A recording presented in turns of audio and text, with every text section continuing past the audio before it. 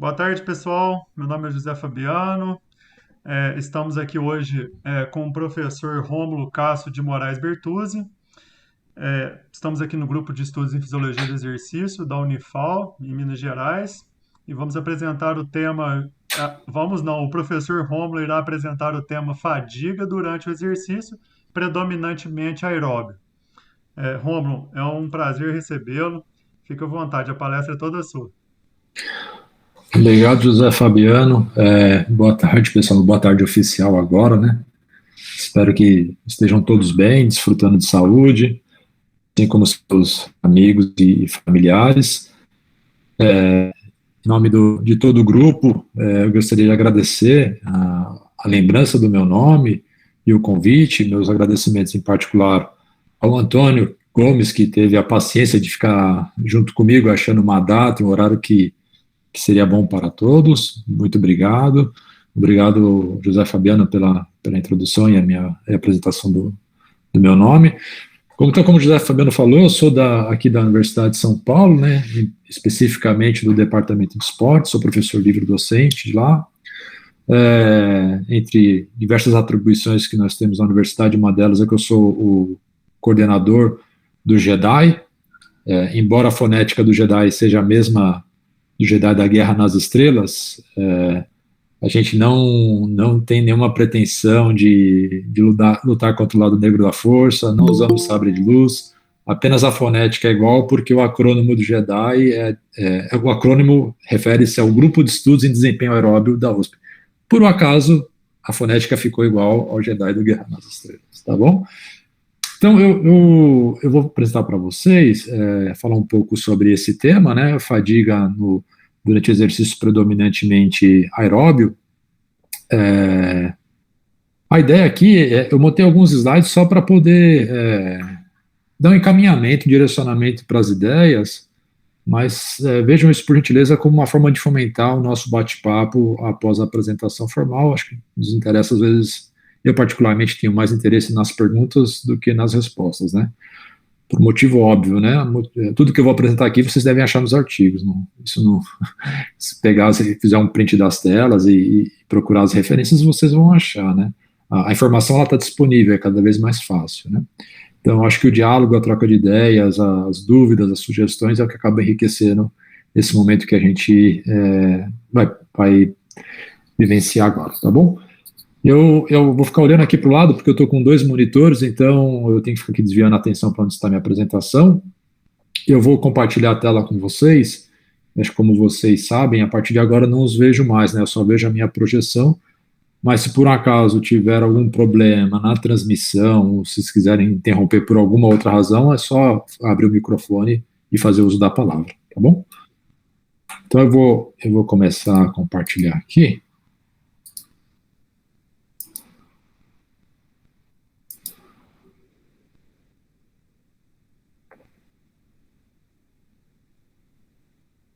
Eu imagino que vocês estejam vendo minha apresentação agora, correto? Então tá bom, então vamos lá. Bom, antes da gente avançar sobre a temática, a gente precisa garantir que todos estão no mesmo ponto em comum de partida, né? Evidentemente, então a gente tem que apresentar uma definição do que é fadiga. Se vocês pegarem os papers clássicos e os papers atuais, a grande maioria vai definir de uma forma genérica a fadiga como sendo a perda da capacidade temporária do músculo esquelético em gerar tensão. Vai variar uma palavra aqui, outra ali, mas a mensagem geral é essa, ó, temporariamente o músculo reduz a sua capacidade de gerar tensão. Existem propostas mais contemporâneas a respeito da definição da fadiga, e uma delas eu vou adotar para o nosso bate-papo de hoje. Então a gente vai assumir para os próximos slides que a fadiga ela pode ser considerada como um sintoma, um sintoma de desengajamento, ou um sintoma em que o sujeito se torna incapaz de fazer algo, e esses sintomas têm origem tanto na função física e cognitiva, e essa essa inabilidade de permanecer fazendo a tarefa, ela deve ter dois componentes, né? Um que seja da fadiga mesmo e outro que seja da fadiga percebida. Em outras palavras, eventos prioritariamente de ordem biológica ou eventos prioritariamente de ordem psicofisiológica. Então, parece que, com o avançar do conhecimento nessa área, está mais claro que existem pelo menos dois grandes componentes que acabou resultando na capacidade temporária reduzida do músculo esquelético em gerar tensão. Eu imagino que aqueles que não são grandes, não são estudiosos dessa área, devam estar se perguntando, mas por que essa área do conhecimento ela é importante? Nós poderíamos aqui apresentar diferentes razões para você se interessar pela temática, e eu vou me ater a dois aqui, pelo menos, né? O primeiro deles é, se você sabe de onde vem a origem da fadiga, né? Se é no músculo esquelético, se é no sistema nervoso central, ou até mesmo lá no músculo esquelético, o que está explicando essa capacidade reduzida do músculo gerar tensão, isso evidentemente torna a minha intervenção profissional mais precisa. Exemplo, vamos supor que um determinado esporte ou um determinado modelo de treinamento físico, a fadiga é explicada pelo sistema nervoso central. Eu, portanto, poderia abrir mão de estratégias que atuam especificamente no sistema nervoso central, talvez a mais conhecida delas seja a suplementação de cafeína, para reduzir, né, a instauração da fadiga, seja durante a prática esportiva, de alto nível recreativo ou no treinamento físico. Então, essa é uma razão pela qual você deveria se interessar pela fadiga. A outra, que não tem a ver com sport science, né, não com rendimento físico ou a performance, está baseada nas ciências do exercício, né? Ou seja, tendo como foco o bem-estar dos indivíduos, né? O exercício físico como uma ferramenta de promoção do bem-estar das pessoas.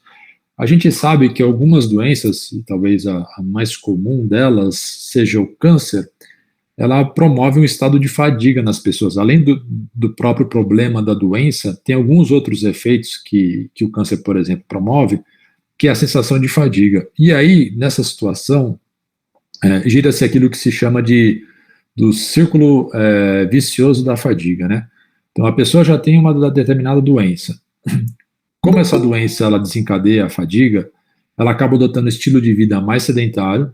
Esse estilo de vida sedentário acaba piorando o condicionamento físico dela. Essa redução, essa piora do condicionamento físico leva à atrofia do músculo esquelético, né, ou até mesmo a perda da massa muscular, e acaba impactando de forma direta, né, a autonomia da pessoa nas tarefas delas diárias, né. Então, compreender as estratégias que seriam capazes, né, de retardar o surgimento da fadiga também tem a sua importância na área das ciências da saúde, tá bom? E algo que é importante a gente ter isso em mente é quais são os tipos de fadiga, né? Ou quais são os sítios da fadiga. Como que a fadiga ela é desencadeada durante a prática do exercício predominantemente aeróbico. E aqui vale a pena um parênteses e refletir um pouco sobre aquilo que eu falei.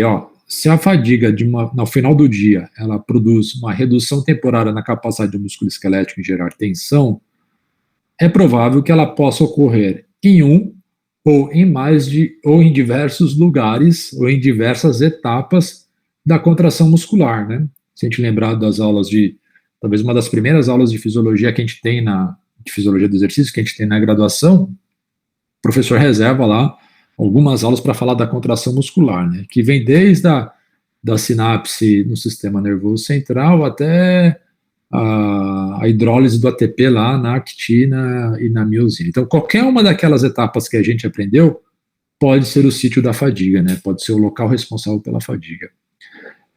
Didaticamente, a gente separa esses locais de fadiga em dois grandes grupos, né?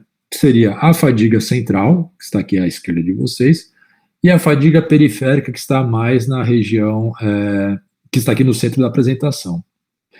Mais recentemente, surgiu um outro tipo de fadiga, vamos chamar dessa maneira, que é chamada de fadiga mental, que é um evento psicofisiológico que não está necessariamente atrelado, dependendo de qual autor você está usando como referência, necessariamente ele não está atrelado a eventos fisiológicos, tá bom?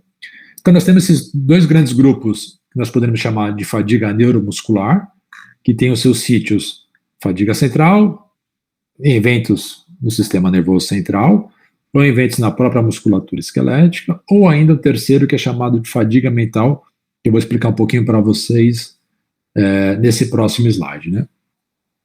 Fadiga central, pessoal, pode ser considerado como fadiga central os eventos fisiológicos que ocorrem acima da junção neuromuscular. Então, se vocês lembrarem lá da aula de fisiologia da contração muscular, né, tem o motoneurônio, né, um neurônio motor que está inervando as suas respectivas fibras.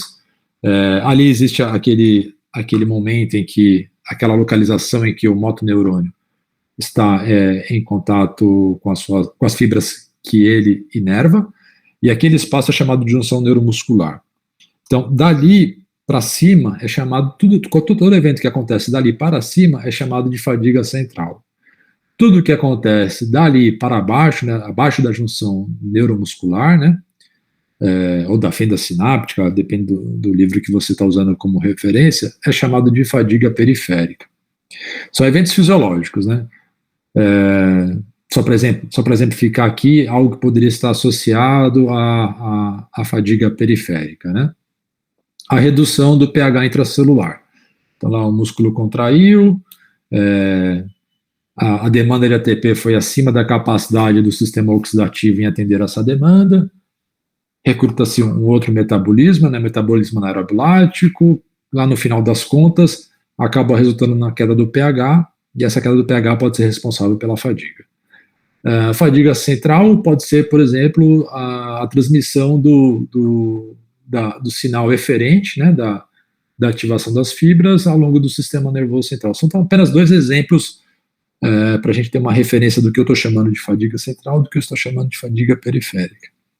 A fadiga mental, como eu disse para vocês, ela não é exatamente um fenômeno puramente biológico.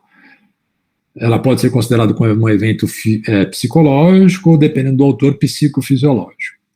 Mas, em síntese, ela se refere à sensação de desconforto ou à redução da motivação para se fazer uma determinada atividade física. Só para exemplificar o estado de fadiga mental. Provavelmente você já deve ter sentido isso em algum momento da sua vida, em que você deixou para se exercitar ao final do dia.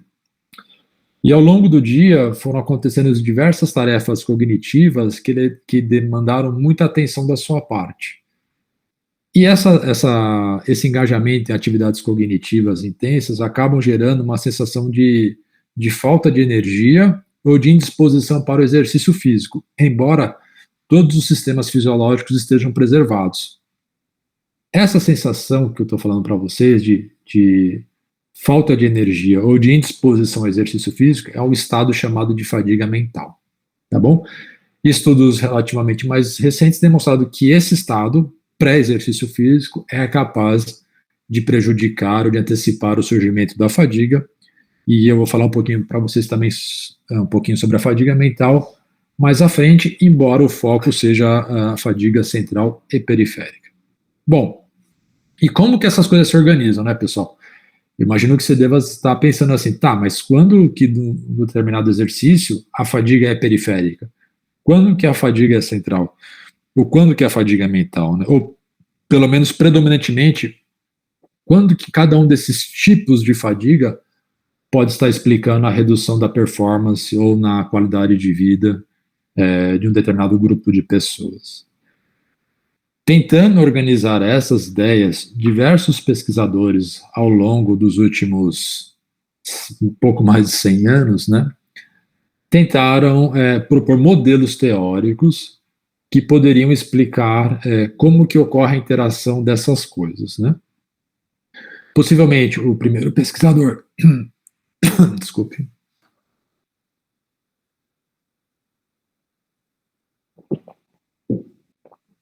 Provavelmente o primeiro.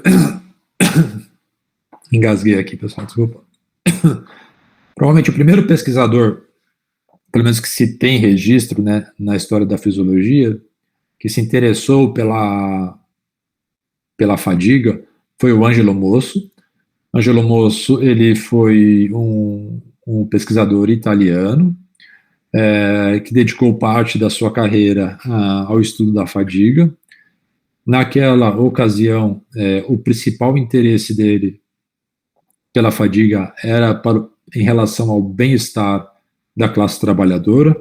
O Angelo Mosso, ele vem da classe trabalhadora da Itália, conseguiu fazer a sua faculdade de medicina, e depois essa origem dele das classes economicamente menos favoráveis da Itália o fez engajar em pesquisas voltadas para o bem-estar dos trabalhadores. Então, ele estava muito interessado em compreender a fadiga, porque ele percebia que o trabalho excessivo, hoje parece óbvio para a gente, né?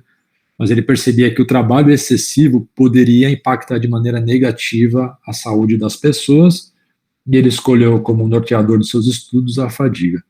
E não ao acaso que o livro dele, o La Fatica, ele é publicado no dia 1º de maio, que é o Dia do Trabalhador, né, uma data universal. E já tinha um viés social, embora os seus estudos fossem de origem biológica. Um pesquisador bastante importante nessa área foi o Archibald Vivian Hill, que é esse senhor aqui. O Hill, ele foi laureado com o Prêmio Nobel de Fisiologia no ano de 1923. Na verdade, ele dividiu o prêmio com outro pesquisador bastante importante da nossa área, chamado Otto Mayhoff. O Otto Mayhoff foi um pesquisador alemão que descobriu que o músculo esquelético produzia lactato. Pode parecer óbvio para a gente hoje, essa afirmação, mas até então, até aquela ocasião, a presença do lactato só tinha sido demonstrada em amostras de leite. Daí vem o nome lactato, derivado de leite. E o Otto Mayhoff foi o primeiro pesquisador a demonstrar que o músculo produzia lactato, o que foi um passo muito importante para a compreensão da degradação do carboidrato ao longo da contração muscular. E o Vivian Hill, que é esse que vocês estão vendo na figura aqui, ele conduziu uma série de experimentos que, ao meu entender, foram ensaios geniais. É claro que o que ele falou naquela ocasião tem bastante imprecisão, comparado ao corpo de conhecimento que nós temos hoje, mas quando você olha a genialidade das ideias dele, eu acho que a precisão das informações torna-se até algo menor. Vocês pegaram o artigo original dele de 1923, parece um sumário do livro de fisiologia dos tempos atuais. Né? Então ele investigou de tudo, pessoal. VO2 máximo, eficiência, débito de oxigênio, isso em 1923. E ele conduziu alguns experimentos que deram início, né, ao modelo de fadiga que nós conhecemos hoje como modelo cardiovascular anaeróbio. O pesquisador, seguindo na linha do tempo, né, um pesquisador bastante importante também nessa área, foi o Tim Noakes.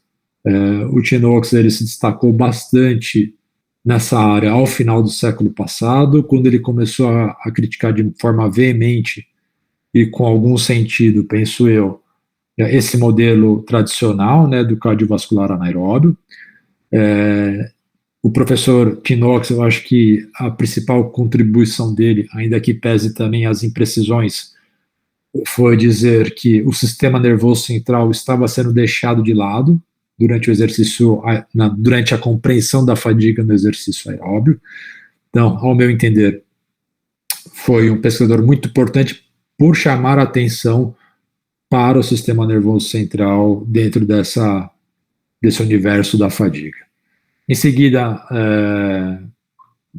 nós temos o pesquisador Marcus Amann.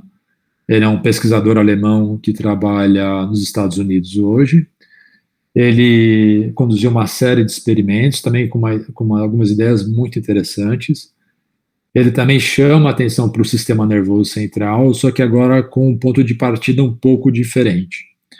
Segundo o Noakes, né, a fadiga ela ocorreria eminentemente pelo sistema nervoso central, ou seja, aconteceria alguns eventos lá no sistema nervoso central, em particular no cérebro, que explicaria a fadiga. Já o Marcos Amann, ele propõe que existe uma interação entre músculo e sistema nervoso central. Ele acredita que durante o exercício físico, existe um limiar de fadiga periférico, que quando os atletas atingem esse limiar, as vias aferentes, elas são também ativadas e enviam informação lá para o sistema nervoso central. E o sistema nervoso central, ao reconhecer essa informação, diminui as unidades motoras que estão sendo recrutadas, diminui o drive neural. Ou seja, continua sendo a fadiga a partir do sistema nervoso central. Mas a ignição, o ponto de partida, está vindo lá do músculo esquelético. Então é um passo a mais para a compreensão da participação do sistema nervoso central na fadiga, né? E o Samuele Marcora, esse pesquisador, é um pesquisador italiano também, ele que chama atenção para a fadiga, ele talvez seja o primeiro pesquisador que chama atenção para a fadiga mental. Fadiga mental, embora para a gente pareça algo muito novo, mas se você fizer uma busca no PubMed, por exemplo, você vai encontrar que os primeiros papers sobre fadiga mental datam de mais de 100 anos atrás. A grande sacada do Samuele Marcora foi pegar o conceito da fadiga mental e trazê-lo para a situação de esporte. E eu vou falar um pouquinho desse modelo mais para frente. E para finalizar, né, uma proposta que nós apresentamos à comunidade científica esse ano, que nós chamamos de modelo transicional, né? Eu vou também falar desse modelo um pouquinho mais à frente, mas já antecipo para vocês que, na nossa compreensão, talvez o fenômeno da fadiga não seja exclusivamente biológico, como esses daqui acreditam ser, ou exclusivamente psicobiológico, como esse aqui acredita ser. Tá bom? Então, hoje, para a nossa aula, eu selecionei um modelo puramente biológico, fisiológico, e um modelo exclusivamente psicofisiológico, para poder dar dois contrapontos a respeito de como as pessoas, ou como os pesquisadores, têm visto a fadiga durante o exercício predominantemente aeróbico. Esse aqui é o sumário, peço desculpas para vocês, mas isso aqui é uma xerox que foi escaneada do paper do Rio, de 1923, em que, entre outras coisas, ele fala do VO2 máximo, pessoal. Hoje, o VO2 máximo é discutido mais no sentido de como marcador da função cardiorrespiratória ou como uma ferramenta para a prescrição do exercício físico, mas no final do século passado, ele foi muito debatido no sentido da fadiga, né? E eu posso explicar para vocês o porquê que ele foi alvo de discussão, né? Ele foi o intermediador da discussão a respeito da fadiga.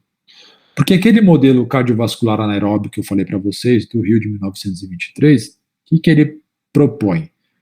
Que nós estamos vendo aqui, né, neste gráfico, é um teste ergospirométrico com mensuração do VO2 máximo. O que a gente pode observar aqui é que, à medida que o exercício vai aumentando a intensidade, o consumo de oxigênio, que está no eixo Y, ele vai aumentando de maneira quase que linear. E lá no finalzinho, muito próximo do final do teste, o consumo de oxigênio, ele estabiliza, embora a intensidade do exercício continue aumentando.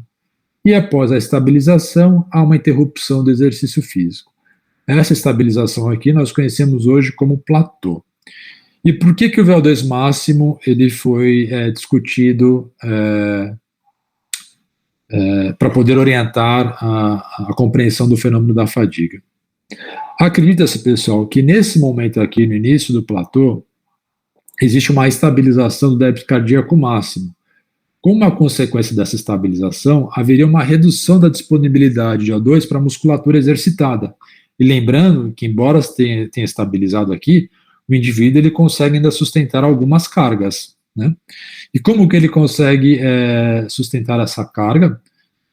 Sendo que há uma redução da oferta de ATP mitocondrial. Ele consegue sustentar essas cargas após o início do platô, a partir do aumento da ativação da via glicolítica. Como a gente conhece, essa via glicolítica ela induz a uma queda do pH intramuscular, e essa queda do pH intramuscular ela acaba resultando ao final do teste por consequência da fadiga. Então, por isso que o VO2 máximo no final do século passado foi muito discutido em termos da fadiga, por conta dessa lógica que está sendo apresentada para vocês aqui. E a partir do momento que existe uma queda no pH intramuscular, diversos eventos fisiológicos podem acontecer na musculatura esquelética. O que vocês estão vendo aqui é uma figura do artigo do Fitts, de 1994, um artigo de revisão de literatura, que ele diz o seguinte, que quando existe uma queda no pH intramuscular, diversos eventos bioquímicos podem alterar a capacidade do músculo esquelético em gerar tensão. Só nessa figura aqui a gente pode ver pelo menos 7 locais distintos onde a fadiga poderia acontecer só lá no músculo esquelético. Então vejam vocês a complexidade que é o surgimento da fadiga, analisando só lá no músculo. Ainda tem a fadiga central, aquela que está ocorrendo acima da junção neuromuscular. Essa a gente sabe um pouco menos, pessoal, porque as ferramentas que nós temos hoje, elas são muito limitadas, não permite com precisão dizer exatamente o que está acontecendo lá no sistema nervoso central. Tem ideias gerais, né, de que o drive neural está reduzindo, o drive neural está aumentando, mas o que está... Esse drive neural é uma compreensão muito genérica de diversos fenômenos no sistema nervoso central que pode estar ocorrendo durante a fadiga, né? Então, essa é a ideia do modelo cardiovascular anaeróbio da fadiga, que é um de tantos outros que tenta explicar a fadiga através de fenômenos quase que exclusivamente bioquímicos ou fisiológicos. Como eu disse para vocês, o outro pesquisador italiano, Samuele Marcora, ele acredita que a fadiga deva ocorrer não por eventos fisiológicos, né, mas por aquilo que ele chamou de eventos psicobiológicos, né, o modelo que ele propôs de fadiga. Esse modelo ele tem um pilar muito importante, que considera que o indivíduo, à medida que ele vai se exercitando, há um recrutamento das unidades motoras, mas em paralelo a esse fenômeno fisiológico está ocorrendo um outro fenômeno de ordem psicológica, que é o aumento da percepção subjetiva do esforço através de cópias que são enviadas do córtex motor para áreas sensoriais no sistema nervoso central que processam a percepção do esforço. Basicamente, como se a gente tivesse lá no sistema nervoso central duas regiões, enquanto que uma está recrutando as unidades motoras para se exercitar, ela transmite uma informação para alguma região sensorial no sistema nervoso central que percebe o aumento da contração com uma percepção do esforço mais intensa, né? Isso que eles chamam de descarga colorária, vocês devem encontrar por aí em algum momento. Então, ele imagina que esse mecanismo de transmissão da informação para áreas sensoriais que faz com que o sujeito abandone a tarefa, ou que se desengaje, ou que pare a contração muscular voluntária, tá bom? E como que ele testou isso? Ele testou com o modelo de fadiga mental, como eu disse para vocês lá no comecinho do nosso bate-papo. Ele pedia para os indivíduos fazerem uma atividade cognitiva intensa de mais ou menos 90 minutos. É um teste que você fica no computador fazendo muito parecido com videogame, mas de maneira bem mais rudimentar. Aparecem letras e cores e você tem que ficar acertando aquilo que está aparecendo lá na tela com 4 teclas do seu computador. Isso faz com que a pessoa fique prestando atenção muito tempo naquilo que está sendo feito. Essa tarefa cognitiva prévia induz ao quadro de fadiga mental. O quadro de fadiga mental ele é caracterizado pela falta de energia e indisposição a realizar a tarefa física, tá bom? Então, ele induziu a fadiga mental dessa forma que eu falei para vocês. Em seguida, pediu para as pessoas se exercitarem numa intensidade a 80% do VO2 máximo delas. 80 ou 85, não me recordo agora, mas é um percentual bem alto do VO2 máximo. O que ele observou? que as variáveis fisiológicas nessas condições praticamente não foram alteradas. O que houve lá foi uma mudança no lactato e na frequência cardíaca, se eu não me engano. As demais variáveis fisiológicas analisadas nesse estudo não sofreram nenhum tipo de alteração do ponto de vista estatístico significante. Mas o que ele observou? Primeiro, que nessa situação de fadiga mental, as pessoas abandonavam o exercício, paravam de se exercitar antes da situação controle, ou seja, desenvolvia alguma fadiga prematura, né? E ao longo do exercício, a percepção subjetiva de esforço, aquela mesma mensurada pela escala de Borg, ela era maior na situação com a fadiga mental prévia quando comparada com a condição controle. Então, qual a explicação que eles deram? Ora, o indivíduo, nessa situação, ele estava num quadro de indisposição ou de percepção de falta de energia, fazendo com que, ao longo do exercício, esse desconforto somasse àquele desconforto promovido pelo exercício físico e antecipasse o fim da tarefa.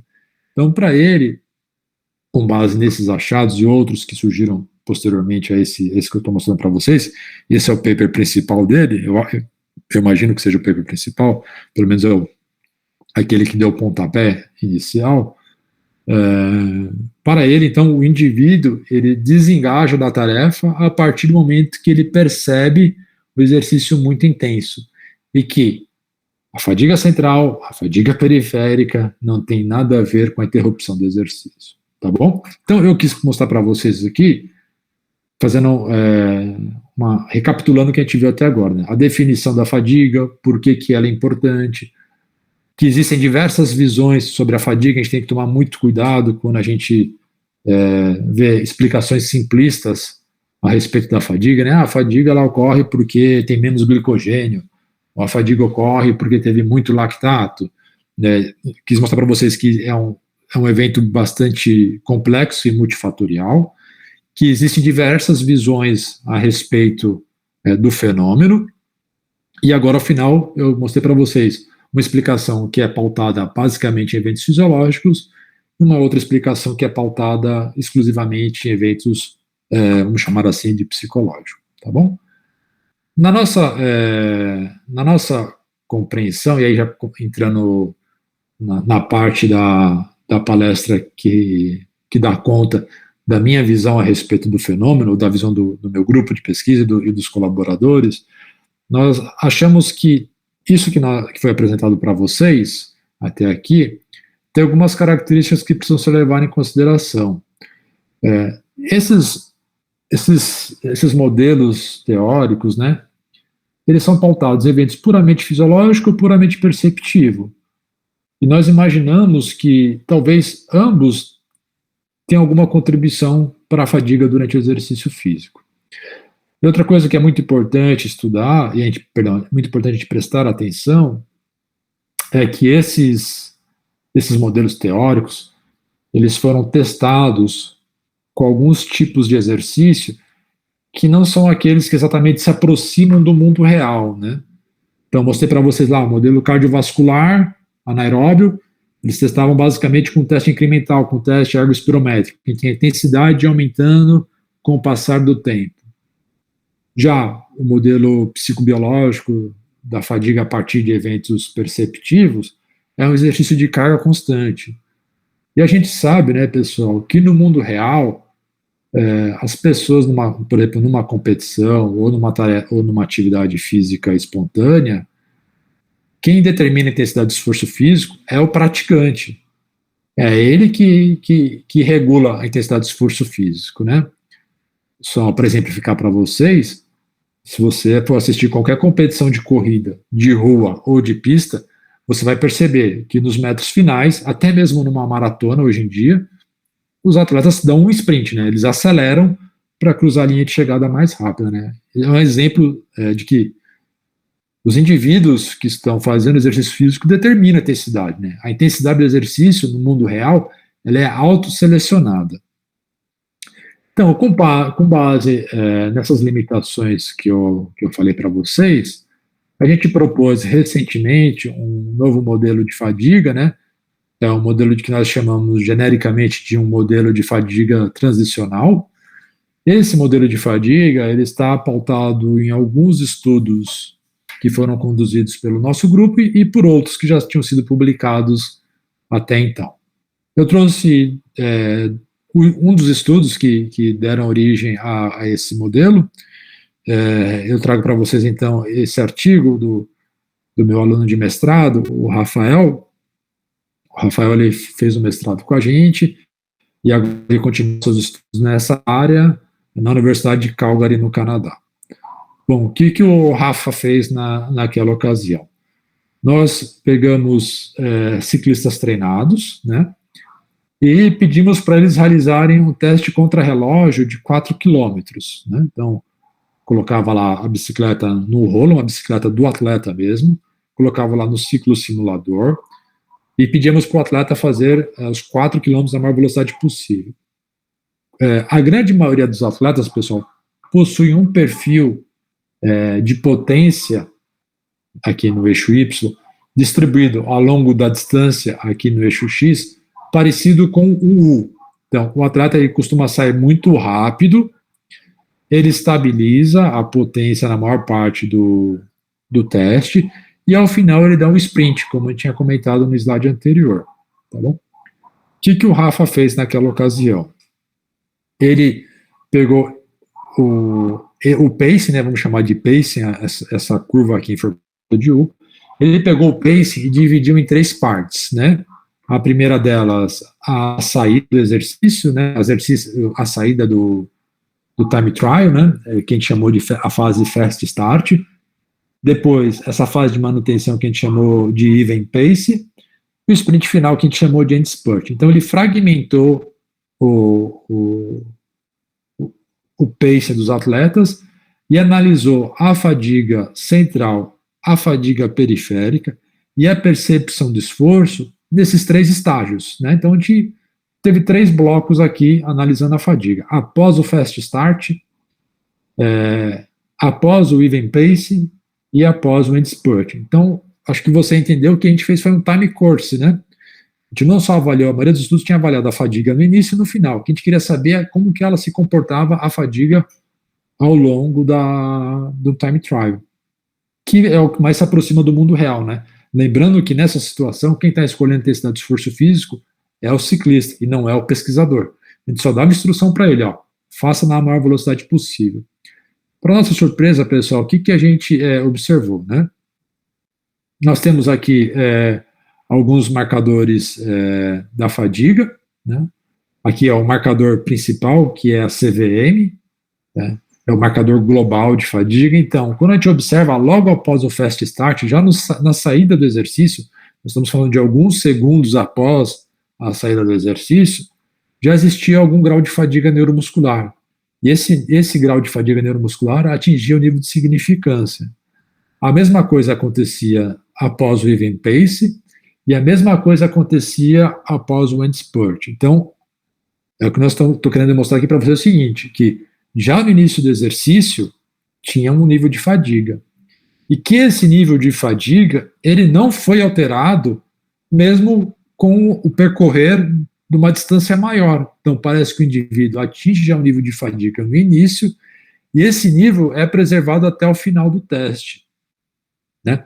E o que eu estou mostrando para vocês aqui é um marcador global, mas eu afirmo para vocês, se a gente pegar os demais marcadores que estão publicados nesse artigo, a gente vai ver que a fadiga central e a fadiga periférica tiveram um comportamento muito parecido com esse aqui. Por isso que eu trouxe apenas o marcador global. É muito parecido, pessoal.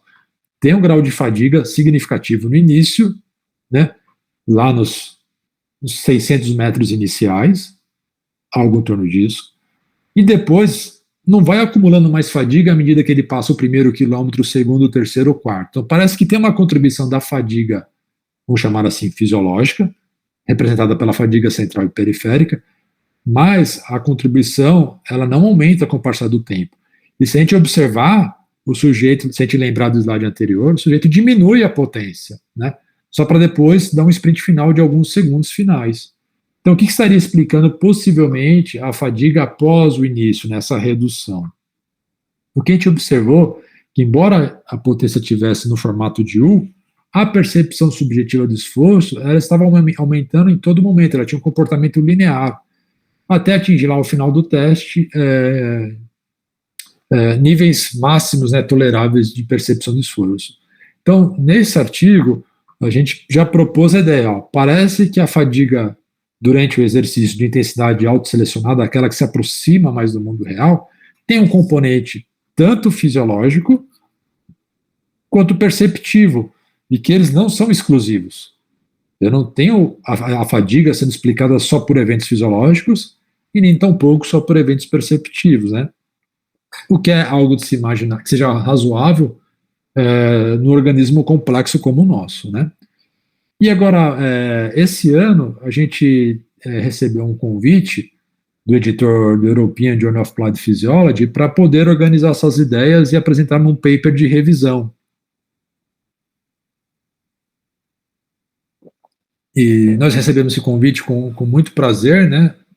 Assim, agora me permitam um momento de narcisismo, né? Porque os editores, essa revista, ela não publica artigos de revisão que são submetidos pelos autores. Eles convidam os pesquisadores para escrever artigo de revisão, né? Não sei se vocês conhecem como é que é a dinâmica, mas a gente pode submeter os artigos para diversas revistas, né? No caso do European, os artigos de revisão são publicados apenas a partir do convite dos editores, que acreditam que os autores deram alguma contribuição significativa para uma área específica do conhecimento. Então, nesse artigo de revisão que também foi escrito pelo Rafa, a gente explicou através desse texto para a comunidade o seguinte: qual que é a nossa visão, né? Que nós sabemos que o desenvolvimento da fadiga central ou periférica nos modelos de exercício de carga constante, eles são influenciados pela zona da intensidade do esforço físico que você está se exercitando, ou para os mais acadêmicos, para o domínio do esforço que você se encontra, né? Se você está num domínio que está abaixo do primeiro limiar, é provável que a fadiga seja de origem predominantemente central. Se você está se exercitando numa intensidade, num domínio de esforço, entre o primeiro limiar e o segundo limiar, é provável que ali tenha um componente da fadiga tanto central como periférica. E se você está se exercitando em domínios acima do segundo limiar, é provável que haja uma fadiga quase que exclusivamente periférica. Porém, como eu disse para vocês, no mundo real, o indivíduo não fica numa intensidade apenas, ele vai variando ao longo da distância. Isso torna a análise desse tipo de exercício, né, de intensidade autoselecionada, muito mais complexa. Por quê? Porque eu posso estar, num dado momento, em um domínio, e à medida que o tempo vai passando, eu vou para um outro domínio. Ou seja, eu saio de um domínio aqui nesse exemplo, por exemplo, pegando os dois quadros aqui, né? Eu saio de um domínio que é quase que exclusivamente periférico e vou lá para um domínio que tem uma contribuição central e periférica. E para piorar a situação, ao final, eu volto para aquele primeiro domínio. E existem situações ainda que o indivíduo cai para um outro domínio, abaixo do primeiro limiar, em que, além de não estar acumulando fadiga periférica, pode ser que ele esteja recuperando, porque nesse domínio é muito comum haver algum nível de recuperação da fadiga periférica, porque, como a intensidade é baixa, a oferta de oxigênio ela é normalizada e, além disso, há uma maior remoção dos metabólitos relacionados à fadiga. Então, considerando esse cenário, né, desse modelo mais quadradinho para essa maior complexidade que se apresenta no mundo real, nós propusemos o seguinte, pessoal, que, na nossa visão, é provável que haja uma interação entre fadiga, entre eventos puramente fisiológicos e puramente perceptivos. E que essa interação ela ocorre de uma maneira sequencial, transicional. Com base nisso que eu apresentei para vocês até agora, a gente acredita que o início do exercício, a fadiga ela é quase que exclusivamente explicada por fenômenos fisiológicos, seja fadiga central ou fadiga periférica, como aquele artigo do Rafa mostrou para vocês, e que à medida que o tempo vai passando, que a distância vai sendo percorrida, a fadiga perceptível, a fadiga percebida se torna mais importante. Então, essa hoje é a nossa visão. Pode ser que daqui a algum tempo a gente mude de ideia à medida que o corpo de conhecimento vai aumentando, mas hoje é como nós vemos o fenômeno. E caminhando já para o final da minha apresentação, eu queria fazer aqui um breve resumo e tomar alguns cuidados para não ser tão veemente nas minhas colocações, tá bom? Eu acho que ficou claro para vocês, né, que, na nossa opinião, a fadiga durante exercício predominantemente aeróbio deve ter componentes fisiológicos como perceptivos. Parece que a interação entre eles ocorre quase que em uma ordem, começando por fatores mais fisiológicos e depois mais perceptivos. Porém, essa é uma ideia muito recente, a gente precisa testá-lo em outras situações. Por exemplo, se a gente usar um time trial mais longo, será que essa explicação permanece fiel? Ou ao contrário, se a gente usar um time trial mais curto, ainda essa explicação continua sendo boa? Com pessoas mais treinadas, com pessoas menos treinadas, estão numa situação de altitude, de calor, né? São modelos experimentais que podem afetar a relação entre fenômenos fisiológicos e perceptivos, tá bom? E eu gostaria de agradecer as agências de fomento, né, que são aquelas que ao final do dia pagam as nossas contas, né, da pesquisa científica, né, não exatamente as minhas contas do dia a dia, mas as agências que financiam bolsas de estudos, compra de material permanente, equipamentos, material de consumo. Gostaria de também agradecer, essa sim que paga a minha conta do dia a dia, a Universidade de São Paulo, a USP, né, por proporcionar um ambiente bastante frutífero para o desenvolvimento das ideias que eu apresentei para vocês. Não posso deixar de agradecer aos meus alunos, né, e ex-alunos, que são aqueles que verdadeiramente carregam a parte mais pesada do piano, né.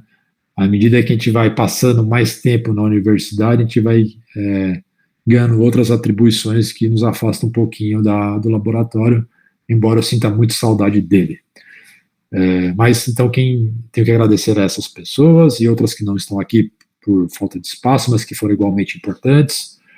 Alguns colaboradores, não sei se eu chamo de colaboradores ou amigos, né, professor Adriano, da Universidade Tecnológica Federal do Paraná, o professor Nilo, que está na Universidade Estadual de Ponta Grossa, o professor Fernando de Oliveira, que estava na Universidade de Lavras, mas infelizmente faleceu há pouco tempo. Gostaria de agradecer a essa senhora, que está com a foto dela projetada aqui à direita, a professora Maria Augusta Peducci Dambolin Kiss, que foi minha supervisora no mestrado e no doutorado. Se não fosse essa mulher, provavelmente eu não estaria aqui conversando com vocês hoje. Eu também gostaria de agradecer a todos os funcionários da minha unidade, aqui em nome do Edson e do Felipe, que são parte fundamental de todo esse processo, tá bom?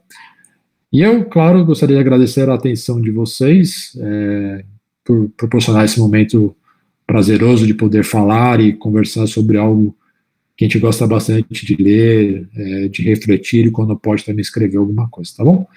Esse é o meu e-mail de contato, caso alguém queira mais à frente tirar alguma dúvida ou fazer alguma sugestão fora desse ambiente. Muito obrigado, pessoal.